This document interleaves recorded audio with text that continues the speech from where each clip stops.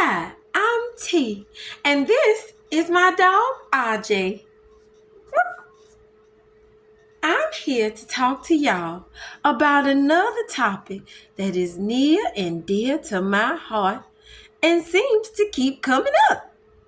I think we can lay it to rest right now. There has been a lot of discussion about whether or not parenting should be a dictatorship. And well, I'm just going to jump right on in. You see, I think it depends on several factors, okay? One is the age of the child. See, if your child is between 2 and 7 and 9, well, honey, I know as for me and my house, I will not allow a toddler or a young child to be running my house with temper tantrums when they don't get their way. You see, I will have a dictatorship in my house when the children are that young.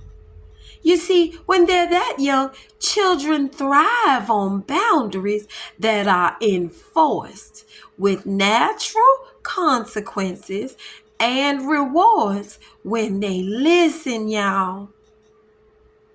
Now, if we're talking about preteens, well, we're talking about a slightly different animal, okay? I think when we're talking about preteens and teenagers, we have to ask ourselves, what is our end goal for these children, these older children? Baby, let's be real honest with ourselves, okay? Do you understand that your children are sometimes no more a carbon copy of you than you were of your parents? You know, that parent that you're nothing like. Once you realize your children have valid feelings like you did when you were their age, then you'll see the importance of validating those feelings. Now, I don't recommend throwing the baby out with the bathwater, because our parents and grands did get some things right. But do you remember having to be quiet all the time? Even when you had a valid reason or a valid concern? Or having to keep certain family secrets that were real bad, y'all? Having to keep those quiet. Do you remember how invalidated you felt? Do you want your babies to feel that same way? What are we trying to raise here? Are we trying to raise adults who are self-sufficient when needed, compassionate when appropriate, assertive when need be, and honest when required? If we are constantly using corporal punishment and solely using corporal punishment when little Julie or Johnny are only attempting to communicate their hearts to us, then we could miss the mark completely. As long as we give our children leave to express themselves with respect and tact, then we can release some of the tension on our parental reins. It is at that point that we can allow reason, some compromise, and natural consequences to take effect when we're raising our preteens and teens. And just in case some of y'all are real scientific like, I have something for you. RJ, can you bring me that piece of scientificness? Bring it right here, RJ. The people need to see this, RJ.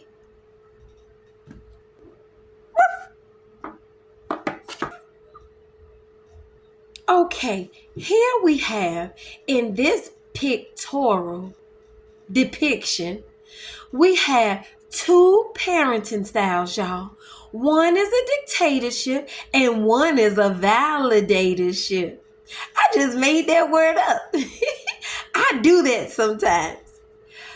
In the dictatorship, we see that that baby is being squashed. That baby cannot voice her or his concerns to their parent without being told to be quiet and sit down. What we have rendered, y'all, when we are constantly using a dictatorship and corporal punishment so that our children can't even voice their opinions respectfully and tactfully, we grow young adults who have low self-esteem. They don't feel comfortable voicing their boundaries or saying how they feel, even when they need to. And see there? We can also be in danger of raising followers instead of leaders. But when we validate our children, you see at the bottom right-hand corner there, when we validate our children, they grow up to express themselves efficiently. You see that? That boy in green is telling that boy in red that he cannot cross the boundaries that he has set. After that validator, you see that? Your child, your baby has grown up to be a leader and not a follower. You see? So there we have scientific proof that parenting should not be a dictatorship as it pertains to teens and preteens. RJ, you can put that away now, baby. The people see it now. Now they understand. So I hope this clarifies any misconception about whether or not parenting should be a dictatorship, especially as it pertains to preteens and teens. If you have any other questions or concerns, please post them in the comments below. I promise to respond. Y'all have a good day. RJ, tell the people have a good day.